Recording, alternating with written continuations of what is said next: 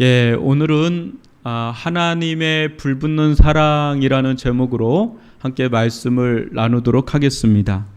호세아 선지서 시리즈를 저희가 지난 3주간 사랑의 줄로 이끄신 하나님이란 시리즈로 나가고 있는데 오늘은 그 마지막이 되겠습니다. 호세아의 아내 고멜은 수없이 가출하고 또 외간 남자들과 정을 통하는 가운데 자식까지 낳았죠. 그러다가 아쉬울 때는 또 집으로 돌아오곤 했습니다. 고멜의 이런 음란한 삶은 하나님과 관계 맺고 있는 이스라엘의 모습이기도 하였습니다. 호세아의 아내 고멜은 당시 그 바알 신전에서 몸을 팔던 창녀로 여겨집니다. 호세아는 그런 아내를 하나님의 명령 때문에 할 수 없이 데리고 산 것이 아니었고요. 오히려 고멜을 향해 순수한 그 사랑으로 불타고 있었으니 이는 단지 육적인 사랑만이 아닌 그의 영혼에 하나님의 사랑이 불타고 있었기 때문에 그 하나님의 사랑이 그로 하여금 고멜을 사랑하게 한 것입니다. 이를 통해 선지자는 타락한 이스라엘 백성들을 향한 하나님의 이 가슴 철절한 그 사랑을 온몸으로 체험하고 있었습니다. 그때 호세아는 선지자로 사역하는 내내 하나님의 불타는 사랑으로 고멜처럼 음란하게 우상을 섬기는 이스라엘에게 하나님께 돌아오도록 말씀을 전하였습니다. 당시 이스라엘은 이미 변심한 상태였습니다. 이스라엘은 아버지 같은 하나님의 손을 붙들고 신앙의 걸음마를 배우던 그런 어린 시절에 순수했던 그런 자들이 이미 아니었습니다. 그들의 마음은 이미 오래전에 하나님을 떠났습니다.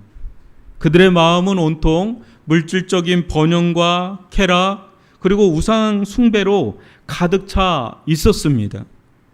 호세아 선지자는 피 끓는 외침을 누구 하나 들어줄 리 없다는 사실을 잘 알고 있었습니다. 그럼에도 이 타들어가는 듯한 그 마음으로 이 멸망의 길을 달려가는 이스라엘에게 말씀을 전하였습니다.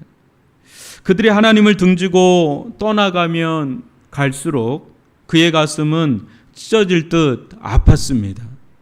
이는 호세아 마음 안에 있는 하나님 이스라엘을 향한 하나님의 불붙는 사랑 때문이었습니다. 오늘은 여러분들과 함께 두 가지를 크게 나눌 텐데 하나는 하나님의 버리지 아니하심하고 또 하나는 하나님의 불붙는 사랑, 이 두 가지를 중심으로 여러분들과 함께 말씀을 나누고자 합니다. 첫째로 하나님은 이스라엘을 버리지 아니하셨습니다. 이 사실을 가장 잘 보여주는 증거는 뭘까요? 하나님께서 이스라엘을 버리지 않았다는 가장 큰 증거 중에 하나는 그 선지자 호세아를 하나님의 심장을 가진 이 선지자 호세아를 보냈다는데 그것이 증거가 되죠. 선지자의 마음에 있는 하나님의 사랑은 이스라엘이 범죄할수록 핏빛 절규가 돼서 회개를 촉구했습니다. 호세아는 하나님의 심정을 자신의 아내 고멜을 보면서 똑같이 느꼈습니다. 그때 한편으로는 고멜을 위하여 또 고멜을 사랑하는 자신을 위하여 울었고 또 한편으로는 이스라엘을 위하여 또 그런 이스라엘을 사랑하시는 하나님을 위해서 목 놓아 울었습니다. 이스라엘은 우상 숭배와 세속주의로 죄를 짓고 타락했습니다. 하나님께로 다시 돌아가기에는 머리부터 발끝까지 온 영혼이 병이 들어서 타락을 하고 말았습니다. 그 옛날 순결한 처녀와 같던 이스라엘은 본래 그 순결을 잃어버리고 고멜처럼 창기처럼 되어버린 지가 오래된 상태에 놓여있던 자들이 바로 이스라엘이었습니다. 배신한 이스라엘에게는 이미 잊혀진 일이었지만 하나님께는 잊을 수 없는 추억이 있었습니다. 그것은 그들이 출애굽을 통해 갓 국가로 태어나 아기와 같은 때 그 이스라엘을 사랑해 주던 그때의 그 아름다웠던 추억이 있었습니다.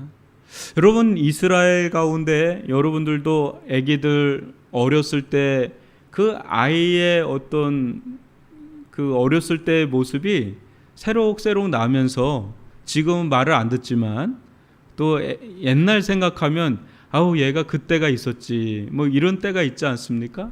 하나님께도 이스라엘에게는 지금 완전히 하나님을 멀리 떠난 자들이 되어버렸지만 그 옛날 그 어린 시절의 이스라엘을 추억을 하면서, 그렇기 때문에 하나님은 차마 이스라엘이 멸망하는 것을 두고 보실 수가 없었습니다. 이스라엘이 범죄하였어도 하나님은 그들을 이방인처럼 심판할 수 없었습니다. 타락했어도 하나님은 여전히 이스라엘과 특별한 언약 관계 속에서 뜨겁게 사랑하셨기 때문입니다. 여러분, 호세아 11장 8절을 한번 보세요. 에브라임이여 내가 어찌 너를 놓겠느냐, 이스라엘이여 내가 어찌 너를 버리겠느냐, 내가 어찌 너를 아드마같이 놓겠느냐, 어찌 너를 수보인같이 두겠느냐. 사는 성도 여러분, 이 말씀은 그냥 던져주시는 말씀이 아닙니다. 심판의 임계점을 향해서 다가가는 이스라엘을 향한 하나님의 피 끓는 호소였습니다. 여기에 나오는 아드마, 수보임은요, 여러분 창세기와 신명기에 보면 소돔과 고모라 성이 하나님의 심판으로 불타버릴 때 그 옆에 있었던 마을이 바로 아드마와 수보임입니다. 그래서 창세기와 신명기부를 보면 소돔과 고모라뿐 아니라 아드마와 수보임까지는 다 파멸됐다, 멸망했다라고 하는 장면이 나오는데, 바로 이 두 성들도 그 소돔과 고모라처럼 우상 숭배와 불결한 행실로 타락해서 하나님의 심판을 받았는데, 지금 이스라엘이 그들과 똑같은 길을 가고 있었다라는 것입니다. 하나님은 이스라엘을 그들처럼 심판하셔야 마땅했죠. 그러나 차마 그러실 수 없었다는 겁니다. 왜냐하면 이스라엘은 친히 하나님께서 불러 언약을 맺은 사랑하는 백성이었기 때문에 하나님은 그들의 죄와 불순종은 미워하셨지만 차마 심판하실 수 없었습니다.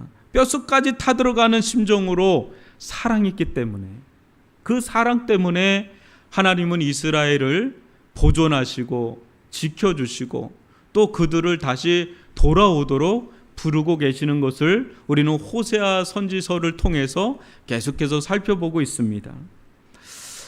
그러나 이스라엘은 완강하였습니다. 결코 그 죄에서 돌이키지 않았습니다. 여러분, 호세아 4장 13절을 보시면 그들이 산꼭대기에서 제사를 드리며 작은 산 위에서 분향하되 참나무와 버드나무와 상수리나무 아래에서 하니 이는 그 나무 그늘이 좋음이라. 이러므로 너희 딸들은 음행하며 너희 며느리들은 간음을 행하는도다. 여러분, 우상 숭배도 끔찍했지만 그들은 성적으로 깊이 타락했습니다. 이때 당시에는 바알 신전에서의 제사를 드리고 난 뒤에 그 바알 신전에 속해 있는 여사제들이 있었는데 이들은 종교적 창녀들이었습니다.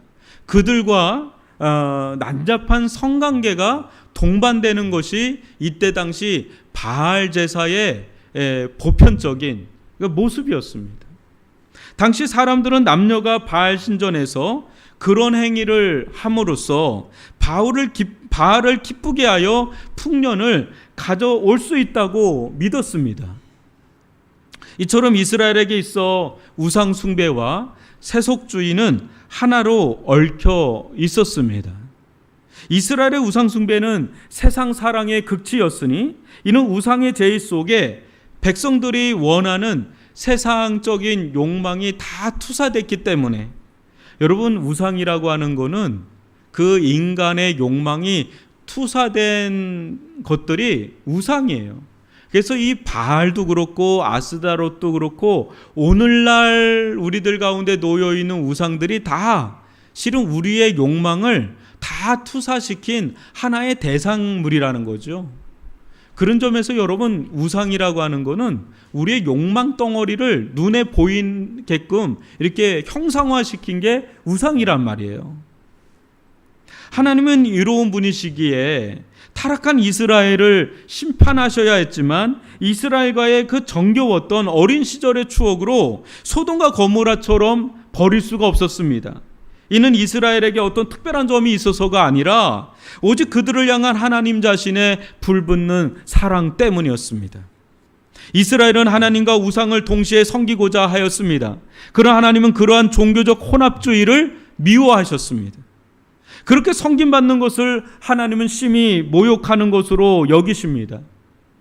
사랑하는 성도 여러분, 여러분이 이제껏 살아온 지난 날들을 한번 생각해 보십시오.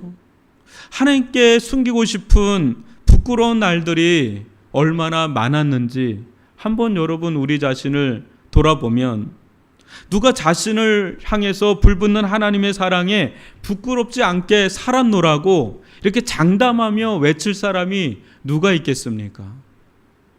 그러나 잊지 마십시오. 우리가 공고해진 것은 하나님 때문이 아니라 우리의 죄 때문이라는 사실 말입니다. 하나님을 위해 살다가 힘들어진 것이 아니라 스스로 불순종하여 미끄러짐으로 공고해진 것을 우리는 알아야 합니다. 끊임없이 외도를 저지르는 그 아내 고멜을 참아 버리지 못했던 호세아 선지자의 마음을 한번 생각해 보십시오. 여러분, 우리라면 이 고멜과 같은 사람을 과연 여러분 계속해서 여러분 자기 아내로 받아들일 수 있겠습니까? 한 번을 그래도 아마 용납이 안 될 거예요. 뭐 난 못 산다고, 난 당신 같은 사람하고는 난 절대 못 산다고 아마 이럴 거예요. 그런데 이 여인은 수시로 나가서 그것도 애까지 낳았고, 여러분 이것은 있을 수가 없는 일이잖아요.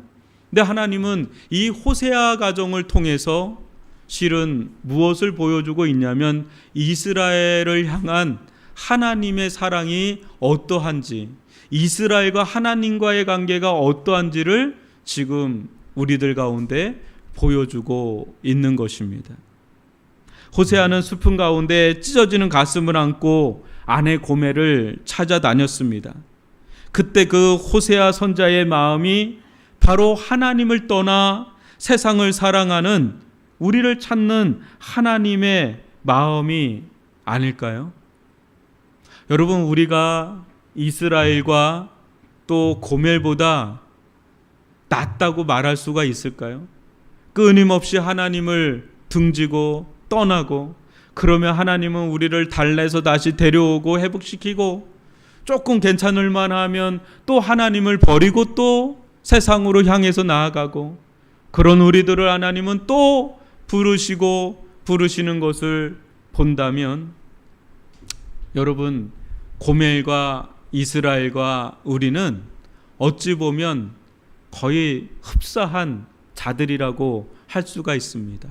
여러분, 신앙은 무엇일까요? 신앙은 하나님의 마음을 공유하는 겁니다. 하나님의 마음을 느끼고요, 또 하나님도 우리의 마음이 어떠한지를 하나님도 공유하고요, 그런 가운데 교제가 일어나고 교통이 일어나고 서로 아는 관계가 되는 것이 신앙의 핵심이라고 한다면, 어느 순간인가 우리는 하나님의 사랑을 느끼지 못한 채 그냥 하루하루 아무 의욕이 없이, 아무 열정이 없이 그렇게 살아갈 때가 있지는 않은지, 그리고 하나님을 향한 뜨거운 그런 사랑이 아니라 냉랭해진 그냥 형식화된 그런 사랑, 그런 마음을 가진 채 그냥 종교 생활을 하면서 그 마음, 뜨거운 마음은 세상을 향한 사랑으로 대체가 되어 있지는 않은지 한번 오늘 이 말씀을 보면서 우리 자신을 한번 돌이켜 봤으면 좋겠습니다. 여러분, 우리는 알지 않습니까? 하나님이 우리를 뜨겁게 사랑한다는 것을 알 때 우리도 하나님을 뜨겁게 사랑하고 그 하나님과 동행하고 그 하나님과 함께하고 하나님의 말씀을 사모하고 하나님의 뜻을 섬기면서 살 때 우리들 마음이 그 어느 때보다도 기쁘고 우리들 인생이 그 어느 때보다도 행복하고, 야, 세상에서 이거보다 더 행복한 것은, 기쁜 것은 없다고 그렇게 외쳤던, 그렇게 고백했던 그런 시절이 우리들 가운데 여러분 있지 않았습니까? 그것을 보통은 첫사랑 때라고 흔히들 얘기합니다. 첫사랑 때의 그 뜨거운 그 마음이, 그 감격스러웠던 그 마음이 내 안에 있기 때문에 그 힘으로 말미암아 여기까지 이렇게 신앙생활을 하면서 하나님을 찾으면서 하나님을 높이면서 왔는데, 어느 순간인가 누구에게는 말을 하지는 않지만, 다른 이들에게는 말하지 않지만 자기는 아는 거죠. 내 마음이 왜 이렇게 냉랭해졌는가? 왜 하나님의 마음이 느껴지지가 않는가? 하나님이 나와 함께 한다는 게 맞나? 하나님이 나를 사랑하는 게 맞나? 성경을 보면, 설교를 들으면 내내 그 얘기를 하는데, 십자가에서 나를 너무너무 사랑한다고 하는데 그 사랑이 내게 전혀 다가오지 않는 그러한 경험을 여러분 할 때가 있지 않습니까? 그러한 때 우리는 굉장히 피곤한 신앙생활을 하게 됩니다. 겨우 와서 예배 드리고 그냥 가기 바쁜 그런 삶을 살게 됩니다. 근데 예전에는 안 그래요. 뜨거울 때는 오지 말라고 해도 그렇게 주님이 너무 즐겁고 주의 일을 하는 게 너무 행복하고 그랬던 때가 기억이 나면서 그것이 우리들 마음 가운데 아픔이 되고, 혹시 하나님이 나를 버린 것은 아닌가라고 하는, 하나님이 나를 떠난 것은 아닌가라고 하는 그런 생각을 할 때가 있는데, 여러분, 오늘 우리가 생각해 봐야 될 것은 하나님은 단 한 번도 절대로 여러분을 버리지 않습니다. 다만 문제는 우리가 하나님을 버리면 버렸지, 하나님은 여러분을 절대로 단 한순간도 버리지 않는 우리의 아버지가 되시는 줄 믿습니다.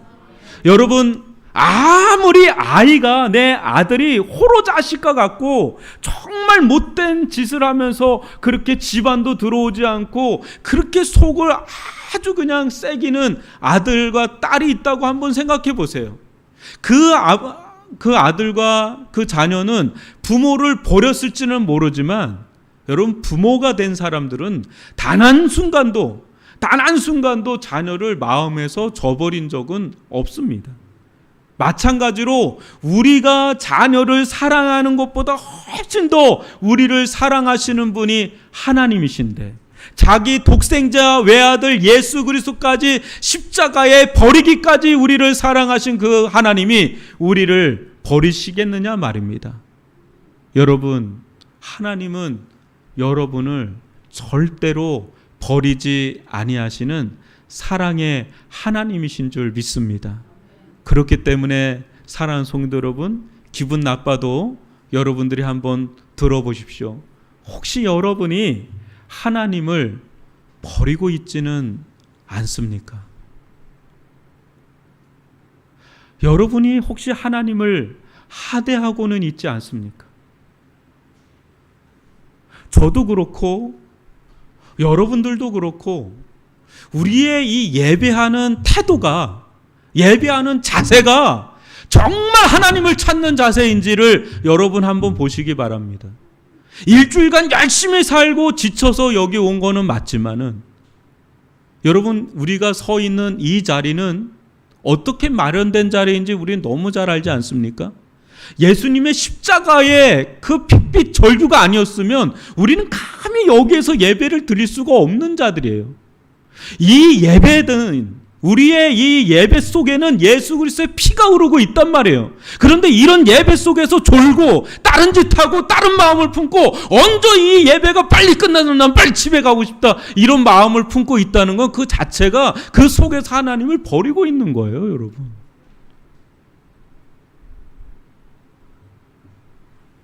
언제까지 여러분 그렇게 살면 하나님의 사랑이 느껴지냐면 안 느껴지는 거예요. 하나님을 찾지를 않는 거예요. 하나님을 부르지를 않는데 어떻게 하나님을 사랑을 느낄 수가 있냐 말이에요. 하나님은 여전히 여러분을 사랑하는데 여러분은 등을 돌리고 있지는 않은지 우리를 한번 돌아보자는 거예요. 한번 돌아보시고, 하나님은 문제가 없습니다. 하나님은 여전히 선하시고 여전히 여러분들과 너무 안달이 나 있어요. 함께 하고 싶은 마음. 그 마음을 안다면 여러분, 우리가 혹시 어떤 부분에서 하나님의 마음을 속상하게 하고 있다면 그 자리에서 돌아올 수 있기를 바랍니다. 주님께서 여러분들을 포근하게 안아주시고 싸매주시고 회복시켜 주시는 그 은혜를 베풀어 주실 줄 믿습니다. 두 번째로는 하나님은 불붙는 긍휼을 보여주셨습니다. 이스라엘이 행한 것들을 보면 결코 용서할 수가 없죠. 끊임없이 우상을 따라서 거기서 행음을 하고 있는 그들을 하나님은 또 선지자를 불러서 불러오고, 그러면 좀 회복돼서 좀 괜찮을 만하면 또 나가고 또 배반하고, 이러기를 한두 번이 아닌 그런 이스라엘을 하나님은 당장이라도 요절을 낼 수가 있는데, 여러분 호세아서 11장 하반절을 보시면 이런 구절이 나옵니다. 내 마음이 내 속에서 돌이키어 나의 긍휼이 온전히 불붙듯 하도다. 히브리어 성경으로 번역하면 이렇습니다. 내 마음이 나를 거슬려 변하였으니 나의 긍휼이 온전히 불타오르는 듯 하도다. 이스라엘의 죄악을 생각하면 마땅히 공의로 심판하셔야 했습니다. 그러나 또 다른 하나님의 성품이 참고 기다리게 하셨으니 그것은 곧 하나님의 긍휼이었습니다. 하나님은 이것을 가리켜 나의 긍휼이라 하였습니다. 하나님의 긍휼이란 그분 자신의 넘치는 사랑으로 자격 없는 비참한 죄인을 불쌍히 여겨 도와주시는 것입니다.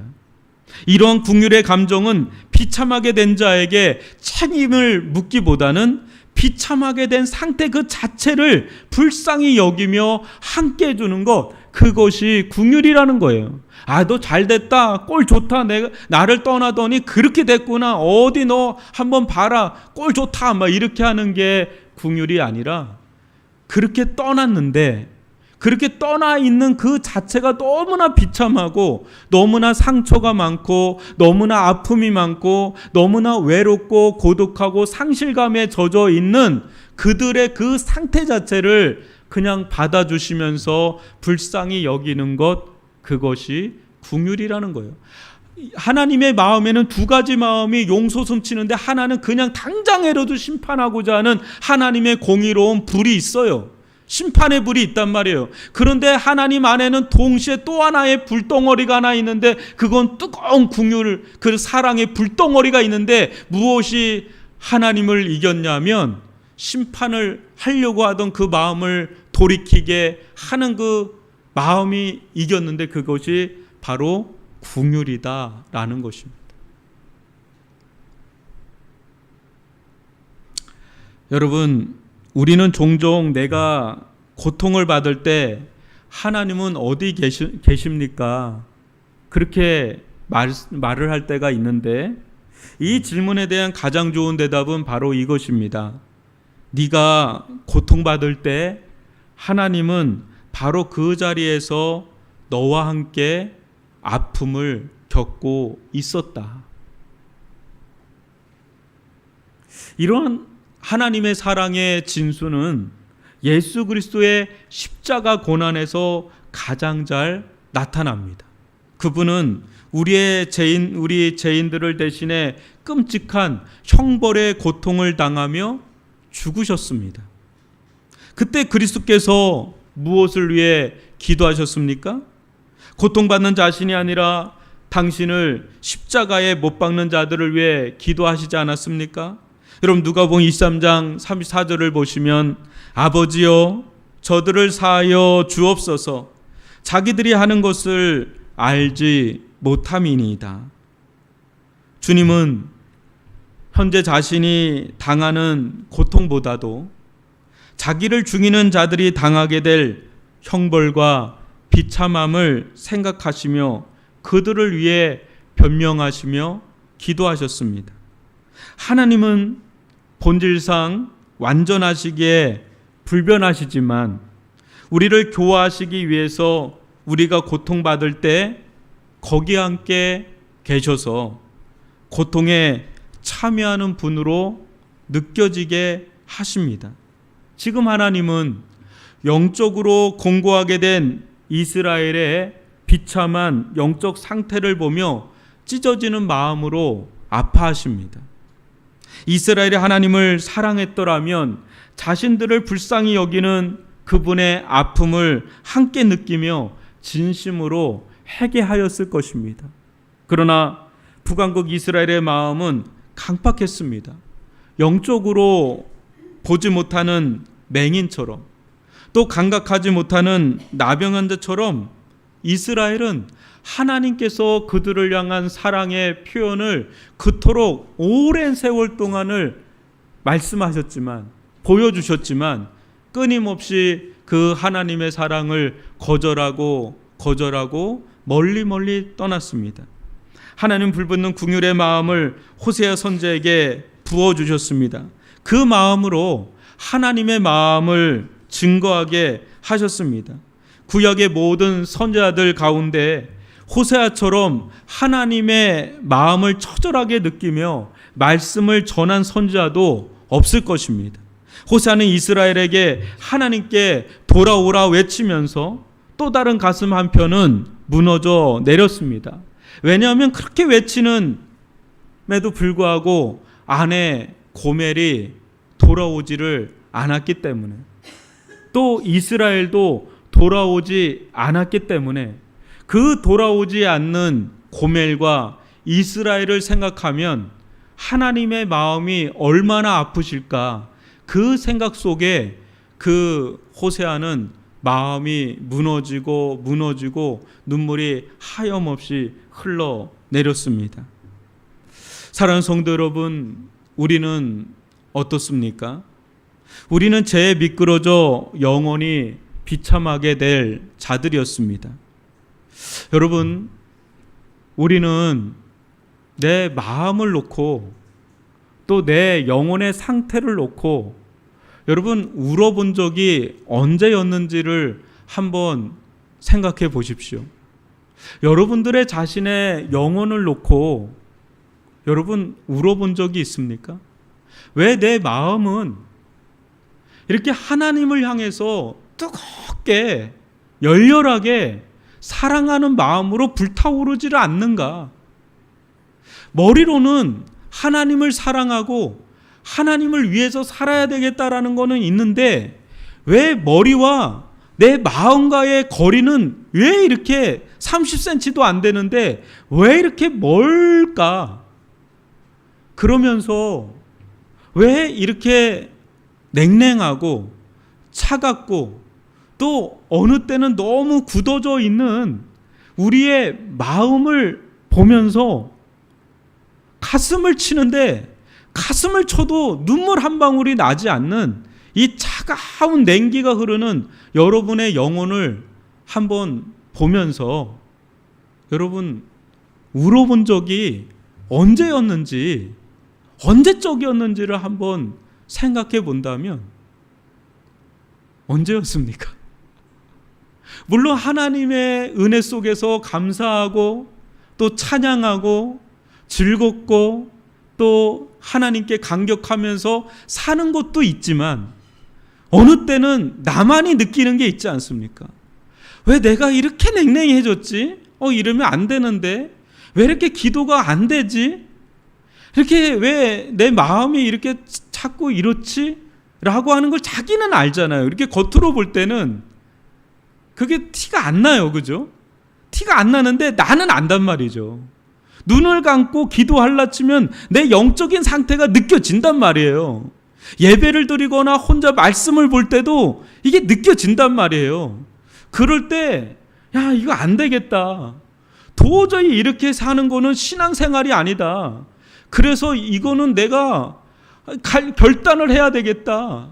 하나님 앞에 나아가서 이건 결판을 내야 되겠다. 하나님, 다시 그 예전에 그렇게 밀려 들어오던 하나님의 사랑에 내가 목 놓아 울던 그때로 다시 돌아가게 해주십시오. 하나님의 그 불붙는 사랑이, 그 성경을 보면 십자가에서 나를 향해서 하나님께서 그토록 나를 사랑한다는 그 사랑이 있는데 왜 내 마음 가운데 그것이 왜 와닿지가 않습니까? 왜 느껴지지가 않습니까?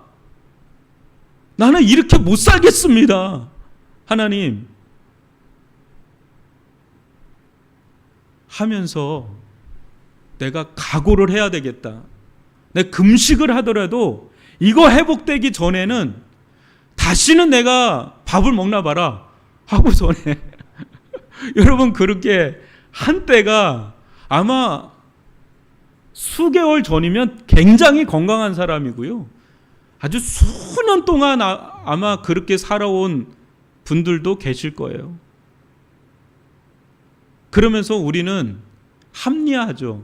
이게 신앙이지 뭐. 옛날에도 나도 그랬어.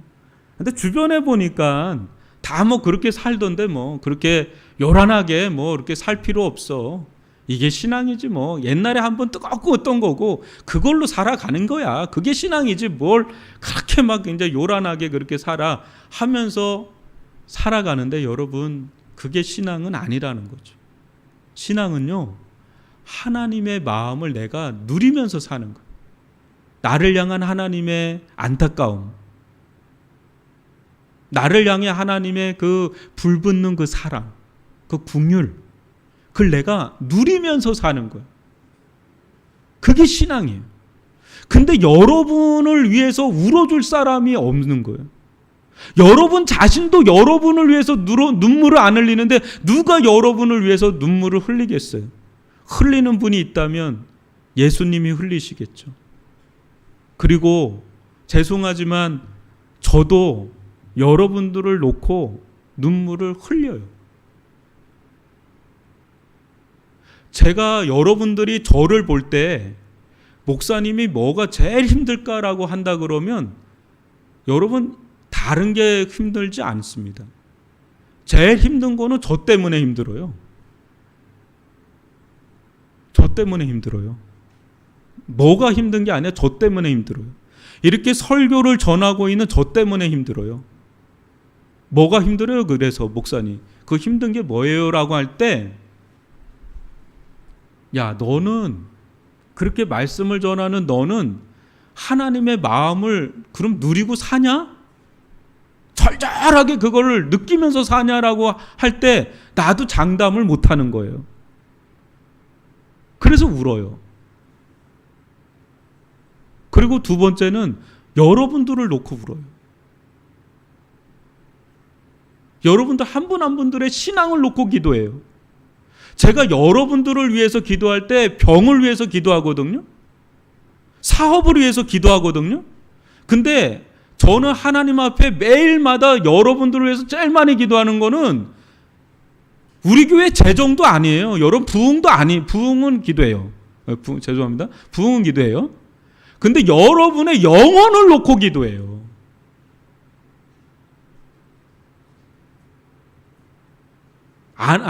다른 거 기도하는 게 아니라 제일 크게 여기는 건 여러분 한 사람 한 사람의 이름을 다 불러가면서 이분들이 다 뜨겁게 하나님을 열렬하게 찾는 자들이 되게 해달라는 게 제 1순위예요. 저를 향해서도 그게 1순위고 여러분들을 향해서도 1순위예요. 물론 병과 사업과 뭐 재정과 여러 가지도 다 기도는 하지만 그게 저의 1순위는 아니란 말이에요. 하나님이 우리에게 기대하시는 게 뭘까요? 호세아 선지자를 우리에게 주시는 의미가 뭘까요? 목사님, 뭐 그렇게 심각하게 전하세요? 우리 예배 나오고 있잖아요. 우리 하나님 믿고 있단 말이에요. 뭘 그렇게 걱정하세요? 우리 다 하나님을 의지하고 살고 있는데 뭐 그거 그렇게 심각하게 말씀하세요? 저 곤란해요. 저 일주일 동안 얼마나 힘들게 하고 여기 왔는데 왜 하나님을 안 찾는 사람들처럼 이렇게 우리를 여기세요? 여러분 그렇게 생각하실지 모르지만 전면을 부정하는 게 아니라 우리가 좀 정직하게, 저도 그렇고 여러분들도 그렇고 정직하게 우리가 하나님 앞에 섰을 때 우리가 정말 하나님을 진실하게, 열렬하게, 뜨겁게, 간절하게 갈망하고 갈급해하고 사모하고 그렇게 찾고 있는지를 묻는 거예요. 다른 게 아니라. 그렇지 않으면 그 틈바구니 속에 다른 게 들어온단 말이에요.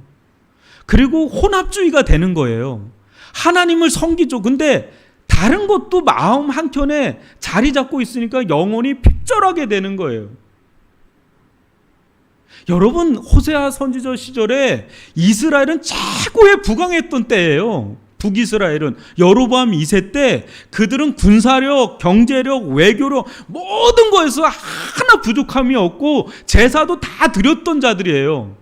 근데 그 속에 세속주의가 껴가지고 우상숭배와 세속주의도 같이 껴서 아주 그 어느 때보다도 속은 완전히 병들고 타락으로 길을 가고 있었던 때가 북이스라엘의 말미예요.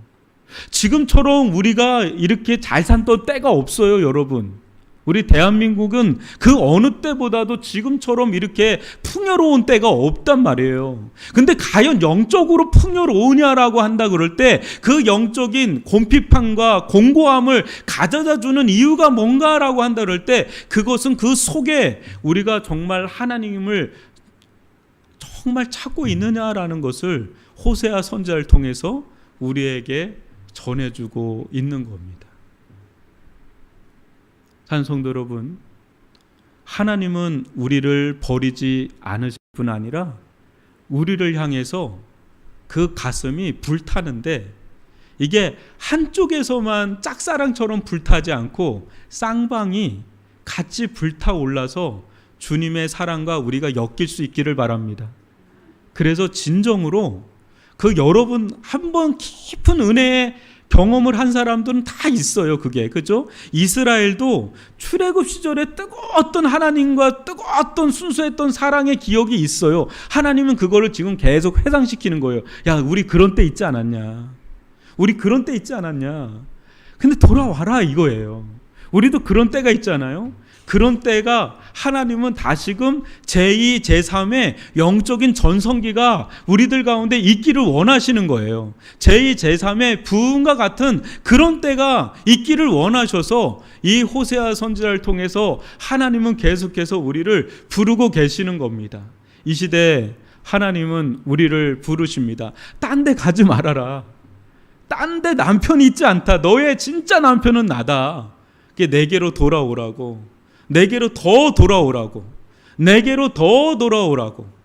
더 깊이 하나님의 품속으로 깊이 들어오라고. 그 안에 불붙는 나의 사랑을 네가 다시 전수받고 그래서 그 사랑으로 하나님을 위해 살 때 너희의 망가졌던, 너희의 황폐해졌던, 너희의 깨어진 영혼과 삶이 다시금 재건되고 회복되고 치유되고 일어나는 일들이 일어날 거다라고 하는 것이 호세아 선지서의 메시지입니다. 사랑하는 성도 여러분, 우리들 가운데 삶 속에 여러 가지 많은 문제들이 있다라고 한다면 그 문제들을 쫓아다니면서 해결하려고 하는 것은 여러분 끝이 없어요. 그 해결도 잘 안 돼요. 오히려 우리가 우리 모든 문제의 해결자 되시는 하나님께 집중을 하다 보면, 하나님께 돌아가다 보면 우리 삶에 널브러져 있는 문제들, 투성이들이 하나하나 회복되고 치유되고 그것이 싸매어지고 그것이 다시금 우리들 가운데 능력으로 회복될 줄 믿습니다.